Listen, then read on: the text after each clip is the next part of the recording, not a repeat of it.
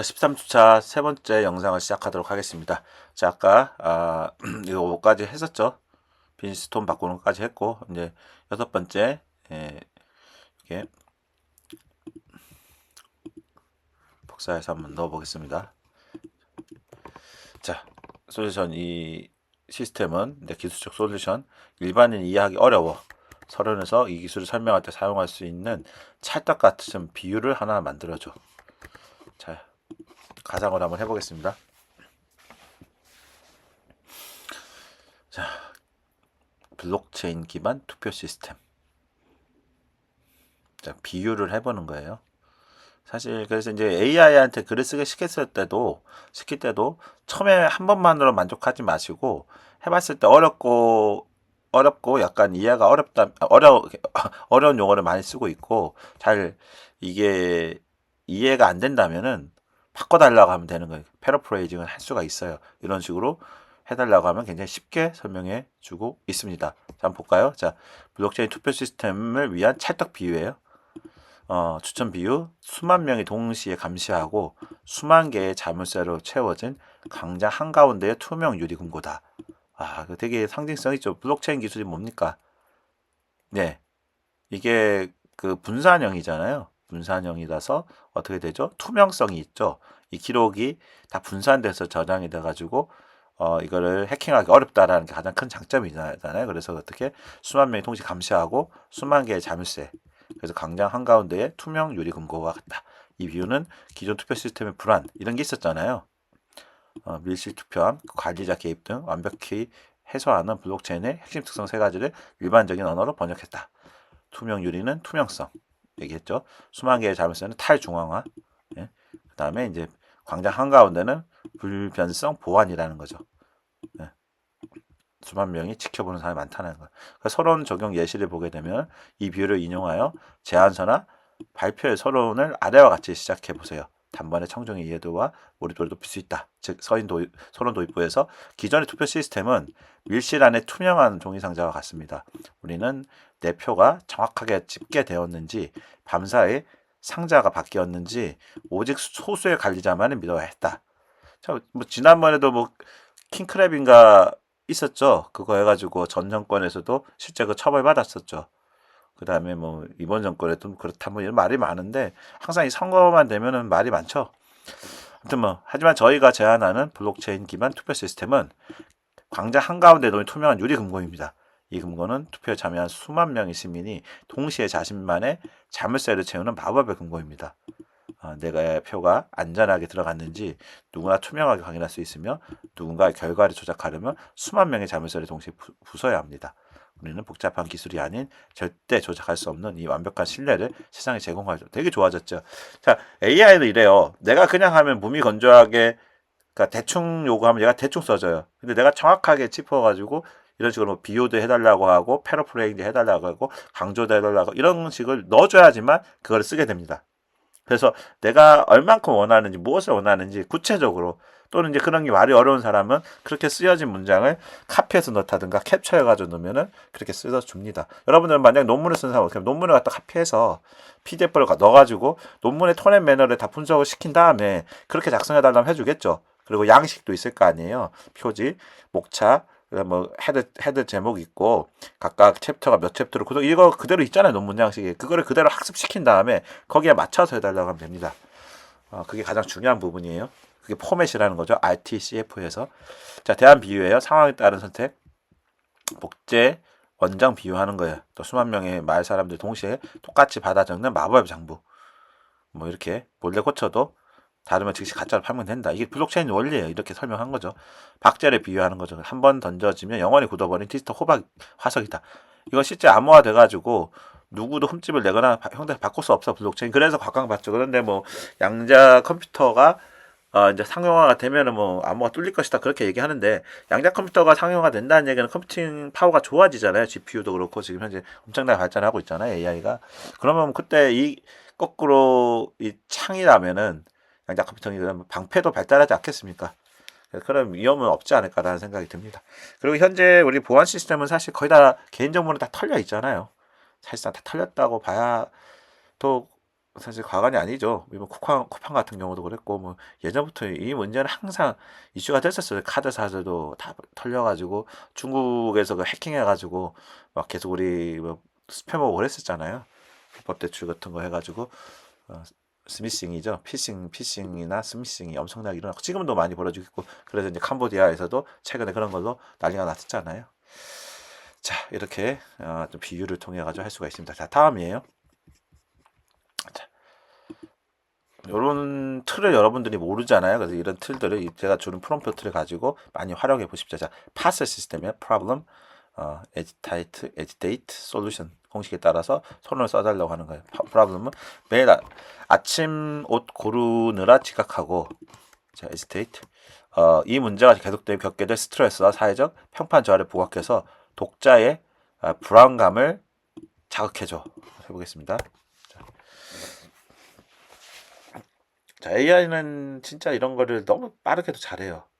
그래서 프롬프트에 내가 어떻게 설명을 해주느냐, 얼만큼 자세하게, 그다음 얼만큼 예시를 들고 이러냐에 따라서 결과가 완전히 달라지는 거죠. 그리고 컨텍스트, RTCF잖아요. 롤, 컨텍스트, IT, 태스크, 컨텍스트, 맥락 계속 설명하는 거죠. 그 다음에 포맷, 이 부분입니다. 자, 그래서 이걸 가지고 마케팅과 카피라이팅에서 가장 강력한 설득 공식, 이 파스 시스템, 이 프레임워크를 적용해서 소론 초안을 다시 작성해 보는 거죠. 다른 내용인 거죠. 자, 그래서 출근 후 고민 해결 서비스 서론이에요. 자, 프라블럼 문제인식. 매일 아침 알람 소리에 눈을 뜨면 가장 먼저 드는 생각. 오늘 대체 뭐 입지? 온 문장을 열면 옷은 꽉 차 있는데 이상하게도 막상 입고 나갈 옷은 단 한 벌도 보이지. 이거 많이 공감하시죠? 특히 여성분들이 많이 공감할 거예요. 이것저것 꺼내 입어보고 거울 앞에서 망설이다 보면 어느새 출근 시간은 턱없이 부족해집니다. 결국 어제 입었던 옷이나 대충 손에 잡히는 옷을 입고 허겁지겁 현관문을 나서는 일 오늘 아침에도 겪지 않으셨나요? 문제 인식을 하는 거고 그 다음에 불안 자금이 심화시키는 거예요. 그 하루 이틀은 어쩔 수 없었다고 핑계가 될 수 있습니다. 하지만 이 아침에 10분이 쌓여 당신의 사회적 평판에 서서히 갉아먹고 있는 건 있다면 어떨까요? 매일 아침 헐레벌떡 뛰어와 숨을 고르는 당신을 보는 동료들의 은근한 시선, 구겨지거나 상황에 맞지 않는 옷차림으로 참석한 중요 미팅에서 묘한 위축감, 아침마다 반복되는 선택의 스트레스는 단순히 지각이라는 결과를 넘어 하루의 에너지를 시작부터 고갈시킵니다. 무엇보다 직장 내에서 자기 관리가 안 되는 사람, 여유가 없는 사람이라는 치명적인 꼬리표를 남기게 됩니다. 단지 옷을 고르지 못했을 뿐인데 당신의 프로페셔널 이미지와 자존감까지 매일 아침 조금씩 무너지고 있는 것입니다. 솔루션 해결책이에요. 이제 옷장에서 소중한 아침 시간과 멘탈 에너지를 낭비하는 일은 멈춰야 합니다. 당신의 체형, 라이프 스타일, 그리고 오늘의 TPO, Time, Place, Occasion, 상황에 맞춰 완벽한 스타일링을 단 5초 만에 결정해주는 여러분들이 넣는 거예요. 만나보세요. 더 이상의 지각도 거울 앞에서 스트레스도 없습니다. 자, 굉장히 설득력 있게 잘 써줬죠. 자, 그래서 여러분들은 여기 제공하고 있는 거를 그대로 넣어가지고 여러분의 주제에 대해서 이렇게 써보시면 됩니다. 자, 다음 거 한번 해볼게요. 자,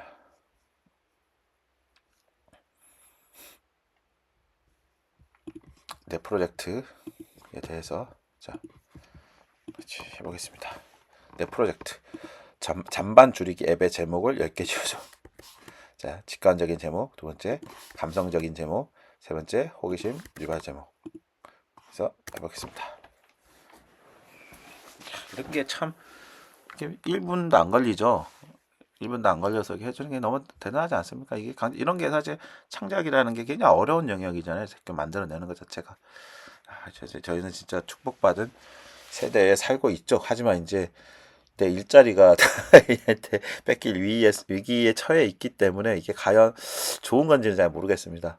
그만큼 이제 말씀드렸잖아요. AI를 많이 써본 사람, 그 AI 가지고 통섭을 할 수 있는 사람, 다양한 분야를 많이 알고 그걸 실제 비즈니스 경험을 통해 가지고 내가 그 서비스까지 바로 만들어낼 수 있는 사람한테는 너무나도 좋은데 이런 게 안 된 분들한테는 AI가 아무리 잘 만들어도 내가 경험이 없고 해본 적이 없으면 의미가 없잖아요. 그래서 더욱더 실제에서 경험을 많이 한 사람들이 또 부각이 되고 있어요. 문제는 그래서 지금 이제 은퇴하시는 분들이 그런 경험을 많이 가지고 있는 분들이 많은데 대다수가 한 분야 기술 쪽이나 이런 것만 하셨잖아요. 한 분야 지식들은 어떻게 되죠? AI가 대체될 확률이 높죠. 그런데 그런 영역에서도 실전 일을 했던 분들이 있잖아요. PM 같은 거, 프로젝트 매니저나 뭐 프로덕트 매니저 이런 걸 했던 분들한테는 좋은 거죠. 그분들은 전반적인 어떤 것들 다 알고 있으면서 그걸 가지고 어떤 모델 기획도 했고 실제 비즈니스도 만들어가지고 해봤던 분들이 있잖아요. 이런 분들한테는 되게 좋은 기회라고 저는 보고 있습니다. 그래서 앞으로는 한 가지만 알아서는 힘들고 다양한 분야를 넘나들면서 경험과 기술을 가진 사람들이 AI와 만났을 때는 아까처럼 켄타우로스 모델 반인 반마같이 잘 나갈 수 있다고 저는 확신하고 있습니다. 이제 그런 시대가 왔고 기존의 이제 모든 AI 이전 시대는 끝났다고 봐요. 200년은 3년 안에 모든 게 중량 문명이죠. 끝난다고 저는 보고 있습니다.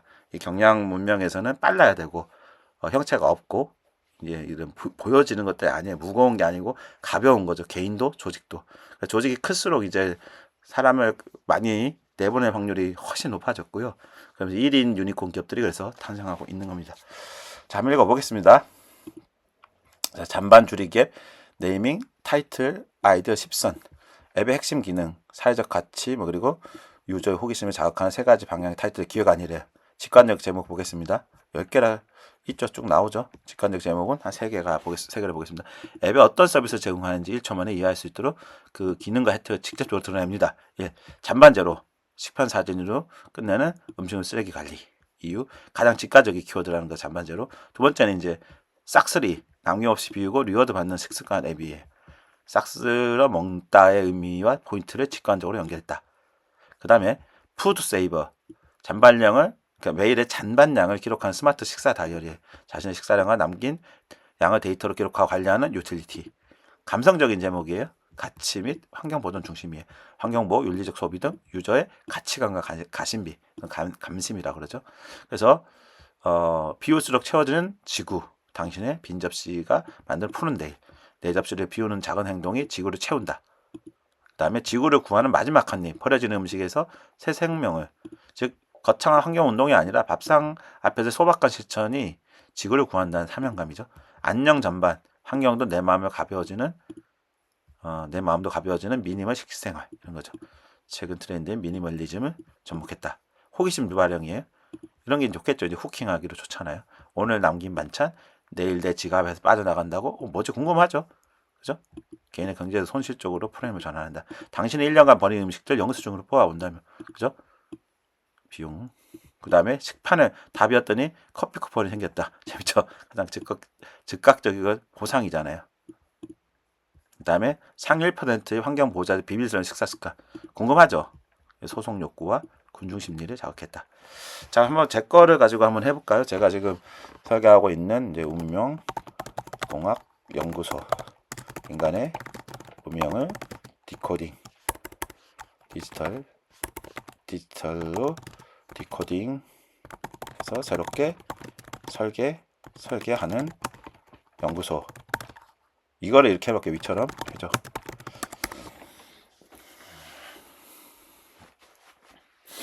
자, 이렇게 하면은 이제 얘가 이 주제에 대해서 이 형식으로 작업을 해주겠죠. 이제 지금 저는 이 운명공학 연구소 사실 개념하고 그거 다 차봤어요. 지금 이제 책도 거의 다 써놨고요. 에디팅 다 해놨고, 그래서 이거 관련해가지고 이제 웹페이지도 곧 만들어질 겁니다. 그래서 네이밍 해놨는데, 자, 한번 제가 보겠습니다. 그랬더니 객관적인 제목, 데스티니 디코더.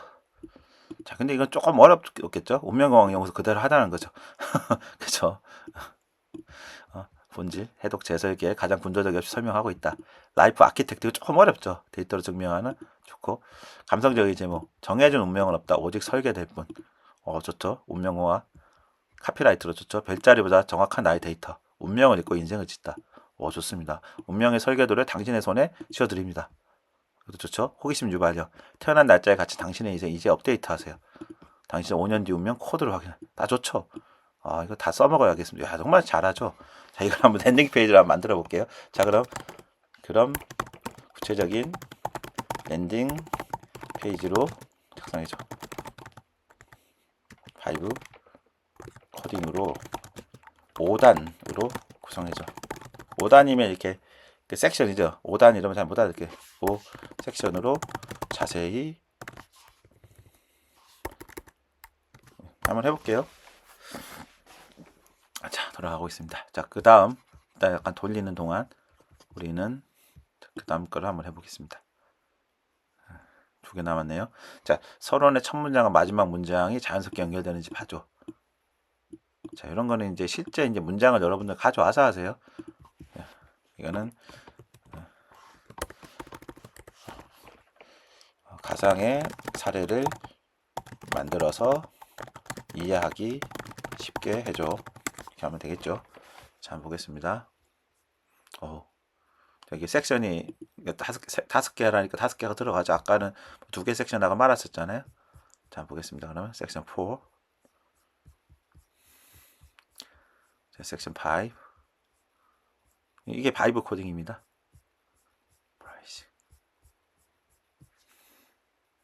부터가 들어갔어요. 하단.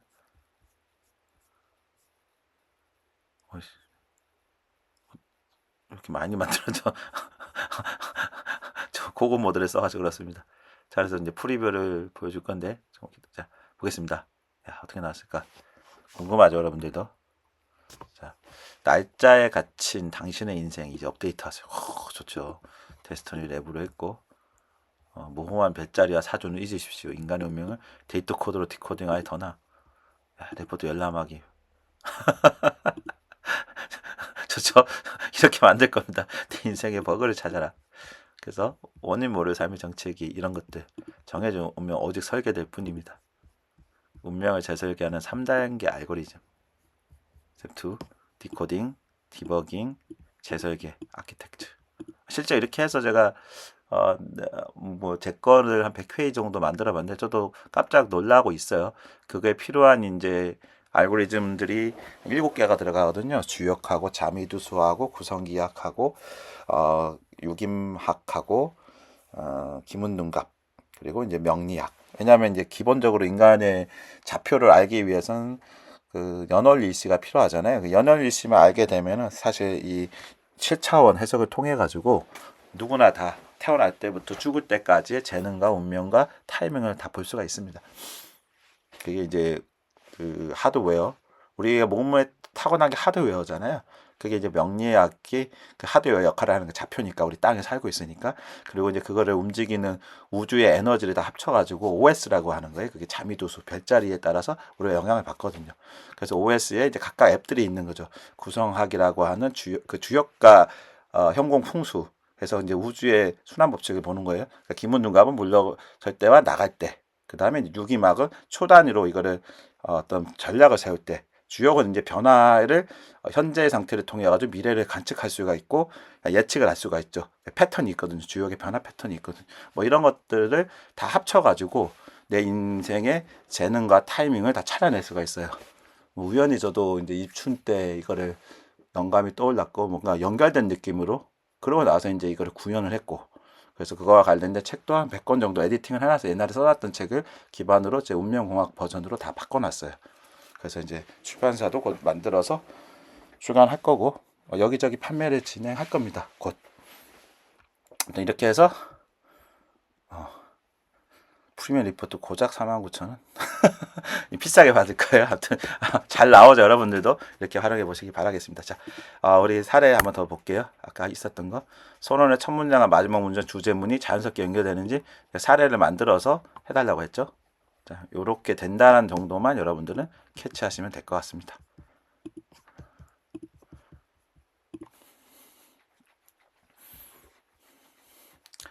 자, 그래서 가상의 사회에 보면 이제 알아서 들어가 있죠. 프리랜서의 월말은 달콤한 휴식 대신 책상 위에 쌓인 구겨진 영수증 더미와의 전쟁으로 시작됩니다.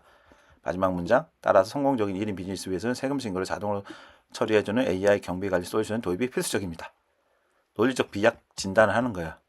자, 그래서 이 두 문장을 바로 붙여서 읽어보면 묘한 덜컹거림이 느껴진다라는 거죠. 그래서 세 가지 연결고리에 누락되는 영수증 정리가 단순한 귀찮음을 넘어 왜 비즈니스 위협이 되는가? 문제의 심화, 수작업을 했을 때 발생하는 구체적 손실은 무엇인가? 비용적 결과. 왜 하필 A가 문제의 유일한 대안인가? 해결책이 당위성. 그래서 논리적 연결 문장을 이렇게 넣어야 된다는 거죠. 이렇게 이런 것들 세 가지를 그리고 완성된 서론을 이렇게 써줄 수 있다라는 부분입니다. 좋죠? 여러분들도 해볼 수 있겠죠? 그러니까 이게 AI는 무조건 쓰라는 얘기가 아니라 내가 직접 써가면서 이걸 가지고 보완하면 훨씬 좋겠죠. 여러분들 주제를 가지고 주제가 어설프더라도 얘 지금 하고 있는 이 프레임워크 있죠? 그 템플릿 10개가 있잖아요. 이걸 가지고 여러분들 주제를 얘의 툴을 써가지고 프롬프트를 써가지고 업데이트해 나가는 게 가장 좋은 방법입니다. 자, 마지막 아까 제가 했었나요? 자, 한번 해보겠습니다. 그래서 앱스트랙트 되게 중요하잖아요. 그래서 전문적인 어휘를 사용하고 수동태를 적절히 활용해서 객관성을 높여줘. 자, 이거는 뭘로 할까요? 자, 위에 아까 했던 게 뭐가 있었어요? 좀 구체적으로 써놨던 게 있었죠. 아니야, 그냥 이것도 한번 해보겠습니다. 자, 가상의 주제로. 자, 그러면 이제 얘가 가상의 주제를 가지고 작업을 하겠죠. 자, 한번 보겠습니다. 가상의 주제를 가지고 작업을 어떻게 하는지. 금방 만들어 주죠. 금방. 그래서 자, AI 맞춤형 학생 시스템이 대학생 학업 성취도에 미치는 영향을 설정했어요. 그래가지고 이렇게 오리지널 텍스트 이렇게 작업을 했고, 영문으로 이렇게 했고, 어휘를 분석했고, 객관성이 높은 수동태를 활용했고, 전문적인 이거를 대체해가지고 만들어졌죠. 아주 좋죠. 그러니까 여러분들이 엑스트랙트 같은 걸 썼던 거를 어떻게, 자, 번역을, 여러분들 이거 쓸 때 번역을 하지 마세요. 영문, 미국식 영어를 다시 써달라고 해야 돼. 그리고 그냥 하면은 이거 AI가 썼다는 게 걸려요. 어떻게 해야 될까요? 거기에 내가 핵심 키워드는 이거고, 아까처럼 어떤 방향성에서 뭐가 들어갈지를 내가 스스로 설계를 해줘야 됩니다. AI 쓸 때 하지 말아야 될 것들이 AI가 시키는 대로 AI가 스스로 하는 거를 그다음 농담하면 안 돼요. 내가 정확하게 구조를 잡아주고 거기에 들어갈 용어라든가 톤의 매너라든가 그다음 내 용어를 넣어가지고 써야 돼요. 아니면 내가 기초안을 써가지고 이거를 바꾸거나 이렇게 해야지만 나만의 독립적인 어떤 글들이 나오게 돼 있어요. AI한테 처음부터 끝까지 시키면은 AI가 쓴 글이 되잖아요. 그럼 AI가 쓴 글은 AI 나중에 GPT 킬러 같은데 검색이 될 수 있겠죠. 물론 그러기가 쉽지는 않은데 똑같이 쓰거나 인용을 막 해버리면은 그렇게 나옵니다. 그래서 AI는 내가 잘 쓰면은 내가 AI라고 함께 쓴 건지 못 찾아냅니다. 왜? 그게 이제 켄타우로스 모델인 거예요. 그렇다고 이제 앞으로 논문 쓸 때 AI 쓰지 말란 말은 안 합니다. 왜?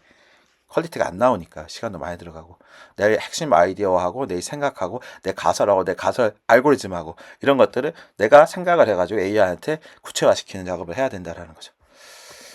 자, 이번 주 13주차 성찰을 한번 보겠습니다. 그래서 여러분들이 한번 문제 정해서 서론을 작성해 보세요. 그래서 서론을 완성하는 건데 훅, 컨텍스트, 세시스 구조를 해서 500자 내외 글을 작성해라.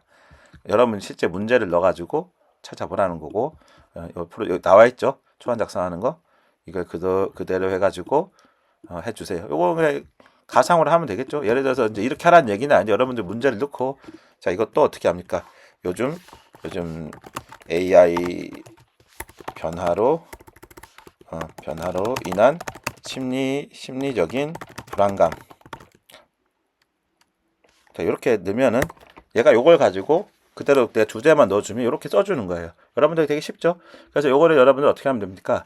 이걸 해서 실제로 이렇게 워드로 보내서 워드로 저한테 제출해 주시면 됩니다. 워드 제출이 어려운 분들은 아직도 익숙하지 않은 분들은 그냥 혹사하지 한글로 내셔도 되고 한 텍스트로 제출해 주셔도 됩니다. 근데 되도록 워드를 써 주시고요. 잘 나왔죠? AI 시대 불안감 해소를 위한 프로젝트 해가지고 HCT 이렇게 바로 나옵니다. 그래서 이걸 복사해가지고 여러분들 뭐 다른 문서 편집기에 넣어도 되고 제가 항상 얘기했죠. 이렇게 엑스포트 다큐먼트 해가지고 이게 실제 다큐먼트 구글 독서로 이렇게 올리게 되면 파일에서 다운로드 눌러가지고 PDF나 다큐먼트로 이렇게 제출해 주면 됩니다. 단 여기에 뭐가 들어가야 되죠? 이렇게 쓰면 그 학번하고 이름이 들어가야 되겠죠. 표지에 넣던가 아니면 최소 이거 레포트 제목에 학번 이름을 넣어줘야 되잖아요. 그죠? 표지하고 학번하고 이름을 넣어줘가지고 이렇게 제출해 주면 됩니다. 자, 아주 쉽죠? 자, 13주차 실습 영상은 여기서 마치도록 하겠습니다. 자, 14주차 영상에서 다시 뵙도록 하겠습니다. 감사합니다.